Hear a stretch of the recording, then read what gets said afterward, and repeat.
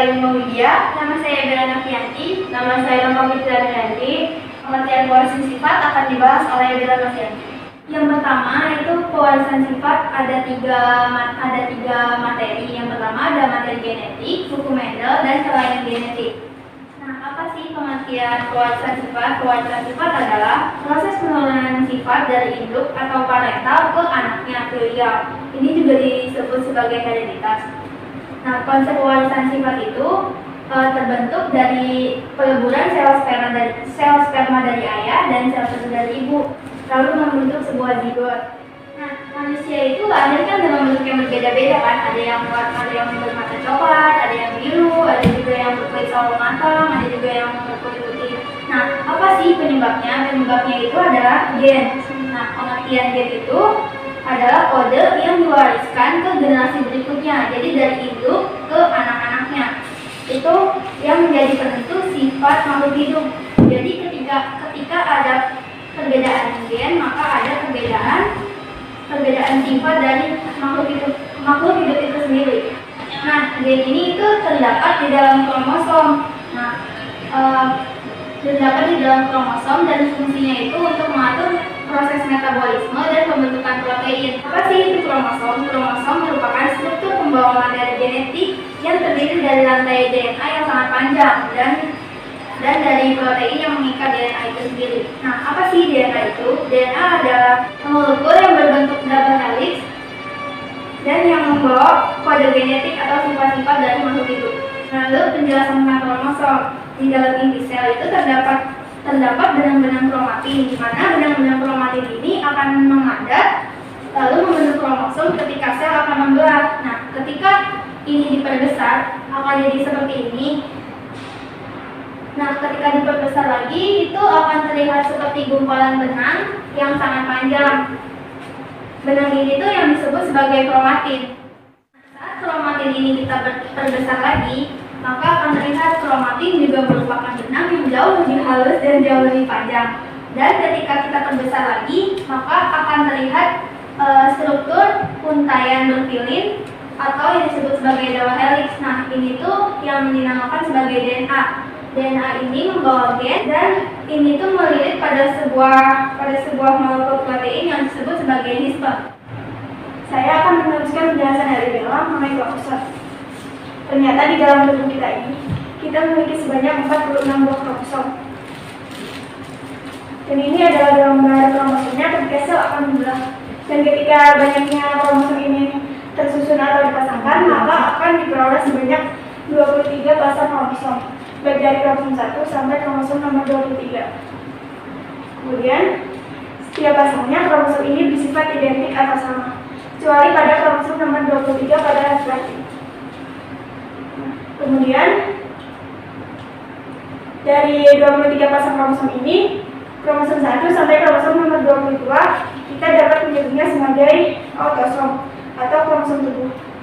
Kenapa disebut sebagai autosom tubuh? Karena dari kromosom inilah yang menentukan sifat-sifat dari tubuh kita, apakah hidung kita mancung atau pesek, kulit kita hitam atau coklat, dan mata kita bulat atau sipit. Itu ditentukan oleh gennya baik dari kromosom 1 sampai kromosom nomor 22. Sedangkan pada kromosom nomor 23 kita dapat menyebutnya sebagai genosom atau kromosom kelamin. Karena dari kromosom itulah yang menentukan jenis kelamin kita, apakah kelamin kita laki-laki atau kelamin kita perempuan. Kemudian, apa sih perbedaan laki-laki dan perempuan itu? Perbedaan laki-laki dan perempuan.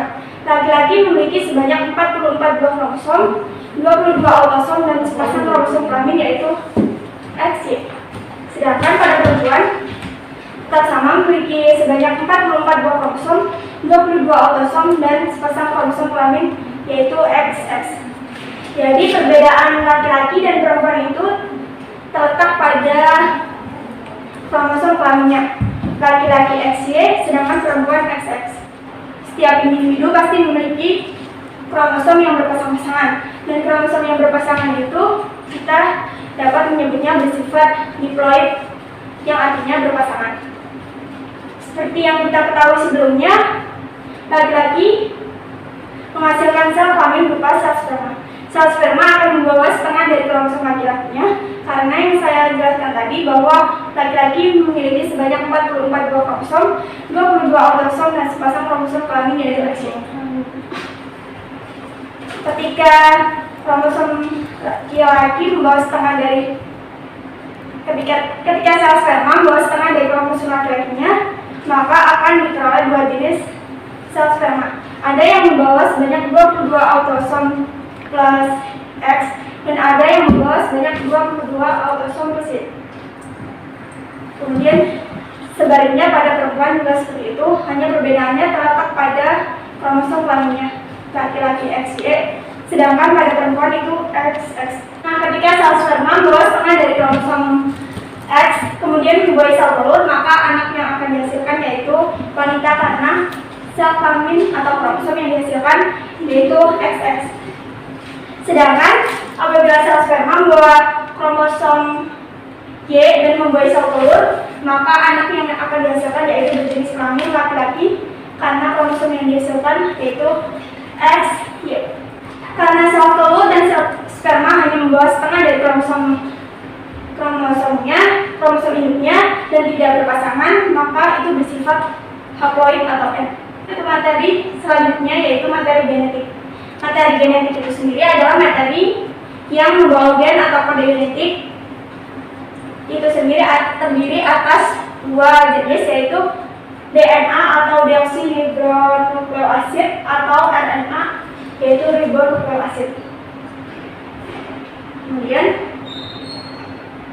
apa sih perbedaannya, bagaimana strukturnya dan cara kerjanya? DNA atau deoksiribonukleoasid adalah molekul yang berbentuk double helix yang membawa kode genetik sifat-sifat makhluk hidup atau gen.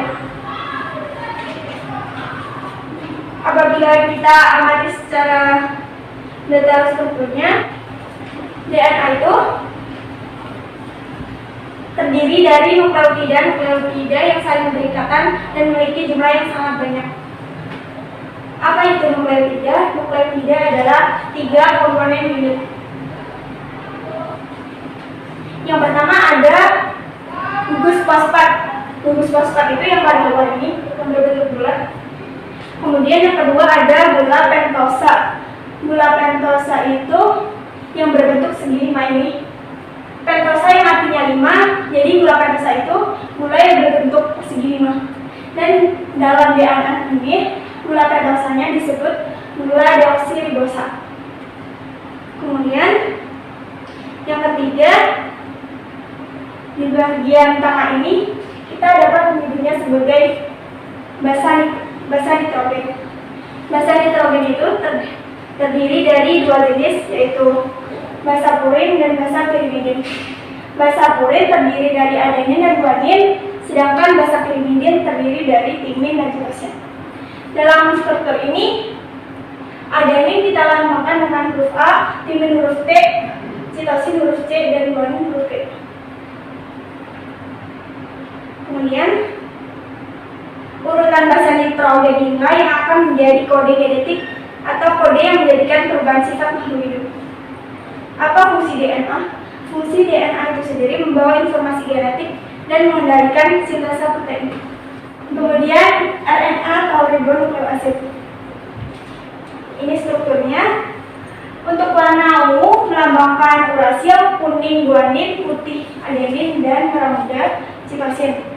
Susunan ini akan melibatkan perbedaan struktur protein yang akan diproduksi, yang fungsinya mengendalikan sintesa protein. Dan RNA ini juga terdiri dari nukleotida atau 3 komponen unit. Yang pertama ada gugus fosfat sama kedua ada gula pentosa.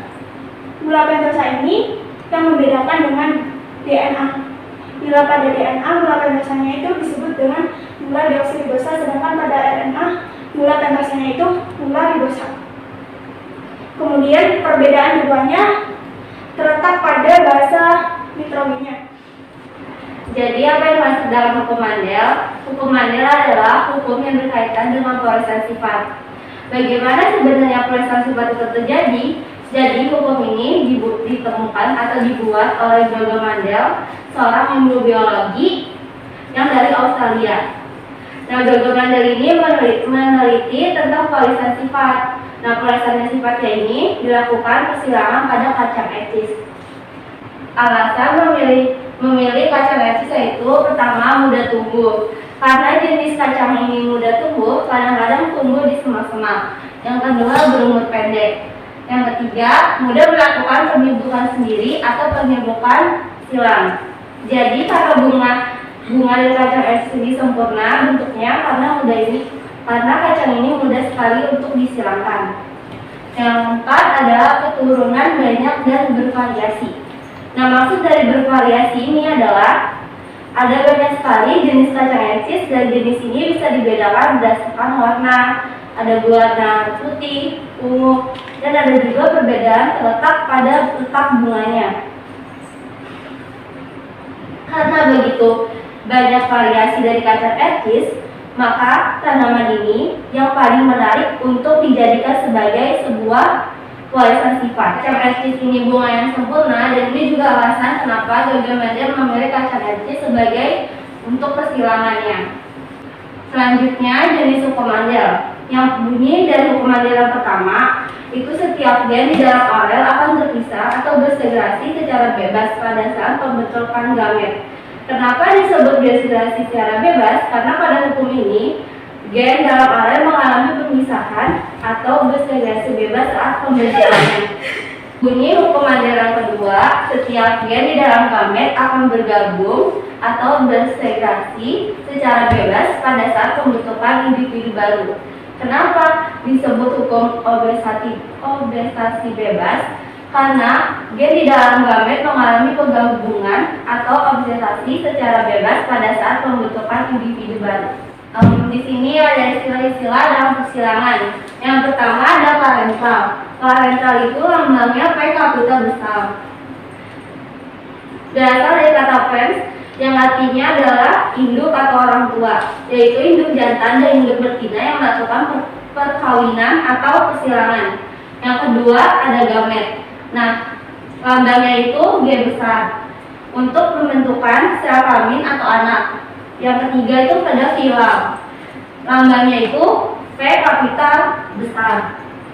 Artinya adalah keturunan hasil dari persilangan anak. Jadi biasanya pada keturunan pertama kita sebut itu Fi. Untuk keturunan 2 kita sebut V2 dan seterusnya. Yang keempat ada genotip. Gen yang artinya tidak tampak yang biasanya dilambangkan dengan huruf awal yang sifatnya diwakilkan. Yang kelima ada fenotip. Fenotip ini merupakan sifat yang tampak dan dapat diamati dengan panca indera. Misalnya, warna bunga. Warna bunga itu ada warna merah, putih, warna ungu, dan warna kuning. Dan ukuran batang ada yang pendek, ada yang tinggi, ada jenis rambutnya, ada yang lurus, ada yang ikal, ada yang keriting. Terus pokoknya dia tuh sifatnya dinampak dan bisa diamati dengan mata atau panca indera. Persilangan monohibrid dan hibrid akan dijelaskan oleh Reva Anggraini. Nah, selanjutnya ada persilangan monohibrid. Persilangan monohibrid ini adalah persilangan dengan satu sifat beda. Maksudnya adalah pada persilangan ini kita hanya memperhatikan satu sifat saja, seperti warna bunga atau bentuk buah. Nah, pada persilangan monohibrid berlaku hukum Mendel 1. Karena pada saat pembentukan gamet, gen di dalam alel sebelumnya berpasangan akan mengalami pemisahan secara bebas dalam dua sarana, seperti yang sudah dijelaskan oleh nafas sebelumnya. Nah, pada persilangan monohibrid ini dibagi menjadi dua. Pertama ada kasus dominasi penuh. Ini terjadi apabila sifat gen yang satu lebih kuat dibandingkan dengan sifat gen yang lainnya. Akibatnya sifat gen yang kuat dapat menutupi sifat gen yang lemah. Nah, sifat gen yang kuat kita sebut sebagai gen dominan, sedangkan sifat gen yang lemah disebut sebagai gen resesif. Contoh, di sini ada persilangan kacang etis berbunga ungu dengan kacang etis berbunga putih. Nah, jadi di sini kita hanya mengamati satu sifat saja, yaitu warna bunganya. Nah, di sini ada dua jenis bunga. Ada bunga yang warna ungu dengan genotip U besar. Kita silangkan atau kita kawinkan dengan bunga putih dengan genotip U kecil. Nah, masing-masing induk yang kita silangkan ini akan kita sebut sebagai P1 atau parental yang nantinya akan menghasilkan gamet. Nah, bunga yang berwarna ungu, gamet yang akan dihasilkannya akan memiliki alel besar, sedangkan bunga yang berwarna putih memiliki gamet kecil. Nah, ketika keduanya ini kita silakan, maka filial atau anak yang akan dihasilkannya memiliki genotip U besar, U kecil. Nah, karena U besar ini bersifat dominan atau sifatnya lebih kuat, maka warna yang akan muncul di sini adalah bunga berwarna ungu. Di sini ada bunga berwarna ungu dengan genotip U besar, U kecil, dan ada bunga berwarna ungu dengan genotip U besar, U kecil. Ketika kita silakan, maka gamet yang akan dihasilkan itu akan terdiri dari dua jenis. Ada gamet dengan genotip U besar dan ada gamet dengan genotip kecil. Nah, bunga yang ungu sebelah sini juga memiliki gamet yang sama seperti ini, terdiri dari dua jenis genotip, yaitu genotip U besar dan juga genotip kecil. Nah, ketika kita silakan, maka anak atau filial yang dihasilkan itu akan terdiri dari beberapa jenis. Yang pertama, jika gamet U besar kita silakan dengan gamet U besar, maka genotip yang akan dihasilkan itu adalah U besar, U besar. Kalau U besar ini kita silakan dengan U kecil, maka genotip yang dihasilkannya adalah U besar, U kecil. Selanjutnya, jika U kecil kita silakan dengan genotip U besar, maka genotip yang dihasilkannya adalah U besar, U kecil. Nah, setiap alel yang berupa huruf kapital itu harus ditulis duluan. Kenapa? Karena alel yang berupa huruf kapital ini sifatnya lebih dominan atau sifatnya itu lebih kuat. Nah, yang terakhir, jika gamet kecil kita silakan dengan gamet kecil, maka genotip yang dihasilkannya adalah U kecil. Nah, jadi di sini terdiri dari 3 jenis genotip dari 4 buah kemungkinan yang dihasilkan, yaitu ada U besar, U besar, U besar, U kecil, dan juga U kecil, U kecil. Selanjutnya juga terdiri dari 2 jenis fenotip, yaitu bunga berwarna ungu dan juga bunga berwarna putih. Nah, terus kalau kita bandingkan rasionya, maka rasio genotipnya adalah 1:2:1, yaitu 1 buah bunga dengan genotip U kecil, U besar, U besar, 2 buah bunga dengan genotip U besar, U kecil, 1 buah bunga dengan genotip U kecil, U kecil. Sedangkan rasio fenotipnya 3:1, 3 buah bunga berwarna ungu dan 1 buah bunga berwarna putih.